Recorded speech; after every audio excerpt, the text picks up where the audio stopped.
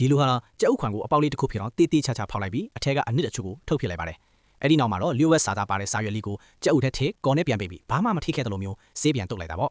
အားလုံးအစင်သိမ့်ဖြစ်ပြီးဆိုတော့မှသူဟာသူ့ရဲ့ပြစ်မှတ်ကိုစောင့်နေခဲ့ပါတယ်အဲ့ဒီအချိန်မှာပဲတယောက်ကသူ့နောက်ကိုထက်ချက်မကွာလိုက်နေတယ်လို့သူခံစားလိုက်ရပါတယ်သူကသတင်းစာဖတ်ချင်အောင်ဆောင်ပြီးအကဲခတ်လိုက်တဲ့အခါအေဂျင့်2ယောက်ကသူ့ကိုစောင့်ကြည့်နေမယ်တီးသွားခဲ့ပါတယ်သူတို့ကိုအစားဖြောက်လို့မရရင်တော့သူ့ရဲ့အစီအစဉ်ဟာပျက်စီးသွားမှာပါအဲ့ဒီအချိန်မှာပဲလူအုပ်ကြီးတစုဖြတ်သွားတာနဲ့သူဟာမျက်မှန်ကိုအမြန်းချွတ်ပြီးလူအုပ်ထဲရောနော့ကထွက်ပြေးခဲ့ပါတယ်အေဂျင့်တွေကလူမဖမ်းမိသွားတဲ့အချိန်မှာတော့သူဟာလွတ်မြောက်သွားခဲ့ပါပြီ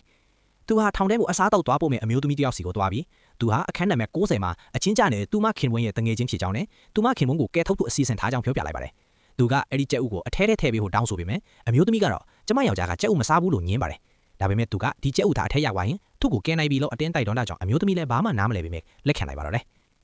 ထောင်ထဲမှာရှိတဲ့ကြက်ကကြက်ဥကိုမြင်မြင်ချင်းဒေါသတော်သွားပါတယ်သူမိမကဒါကိုဘာလို့ထည့်ပေးလိုက်တာလဲဆိုတာသူနားမလည်ဖြစ်နေတာပါဒါပေမဲ့ဂျက်ရဲ့ထပ်မြတ်တဲ့ဖီဆာကတခုခုတော့မားနေပြီဆိုတာသိလိုက်ပြီးငါကြက်ဥစားချင်တယ်လို့ပြောကအသားလေးခွာကြည့်လိုက်ပါတယ်အထင်းမှာတော့နေရန်ကိုခောက်ပြီးနေရရှာပါဆိုတဲ့စာတော်လေးကိုတွေ့လိုက်ရပါတော့လေချက်လဲသူ့အဖွဲကသူ့ကိုကယ်ဖို့ကြိုးစားနေပြီဆိုတာချက်ချင်းသဘောပေါက်သွားခဲ့ပါလေ